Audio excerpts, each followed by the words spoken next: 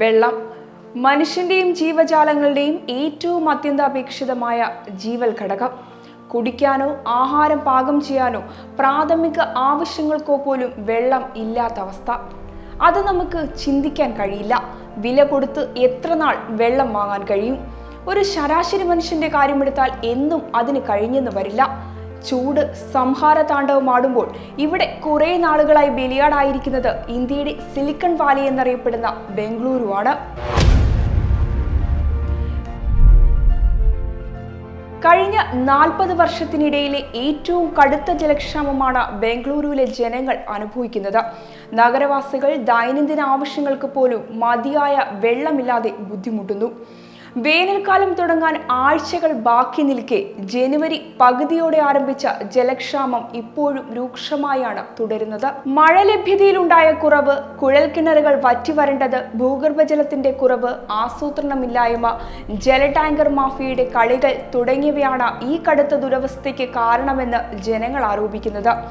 കാവേരി നദി, ഭൂഗർഭജലം എന്നീ 2 സ്രോതസ്സുകളിൽ നിന്നാണ് ബംഗളൂരുവിന് പ്രധാനമായും ജലവിതരണം ലഭിക്കുന്നത്.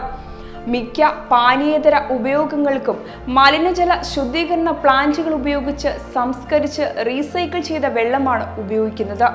സ്ഥിരതാമസക്കാരും വന്നു പോകുന്നവരും ഉൾപ്പെടെ ഏകദേശം 1.4 കോടി ജനസംഖ്യ ബംഗളൂരുവിലുണ്ട് എന്നാണ് കണക്ക്. ഓരോ വർഷവും 10 ലക്ഷം വീതം ജനസംഖ്യ വർദ്ധിക്കുകയും ചെയ്യുകയാണ്. ഈ കണക്കനുസരിച്ച് ബംഗളൂരുവിന് പ്രതിദിനം 2600 മുതൽ 2800 ദശലക്ഷം ലിറ്റർ വെള്ളം ആവശ്യമാണ്.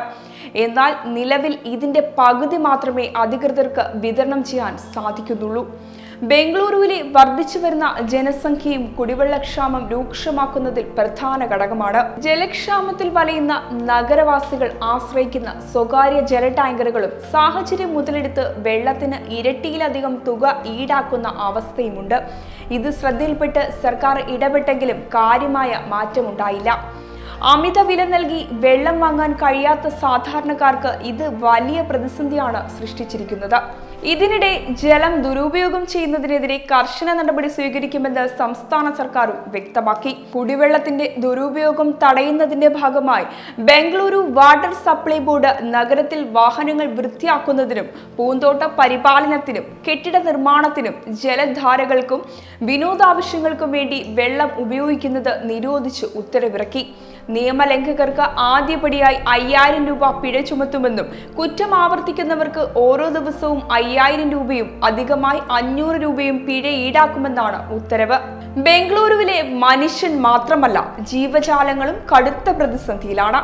അതിന് ഉത്തമ ഉദാഹരണമാണ് ഭക്ഷണവും വെള്ളവും തേടി വീടുകളിൽ കയറുന്ന കുരങ്ങന്മാർ.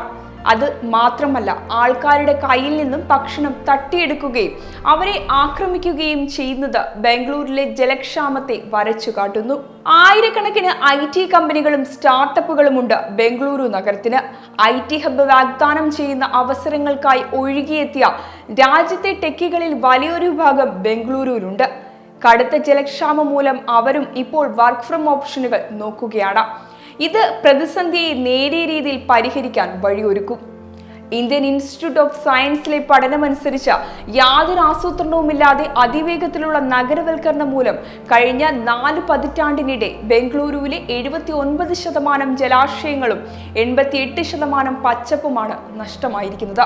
ഇന്ത്യയിലെ 3ാമത്തെ ജനനിബിഡമായ ബംഗളൂരു നഗരം എങ്ങനെ ഈ വേനൽക്കാലം അതിജീവിക്കും എന്ന് ആർക്കും ഒരു പിടിയില്ല. പരിഹാരങ്ങൾ കാണുന്നുണ്ടെങ്കിലും അതിൽ വിജയം കൈവരിക്കാൻ കഴിയുമോ എന്നത് കണ്ടറിയേണ്ടിയിരിക്കുന്നു.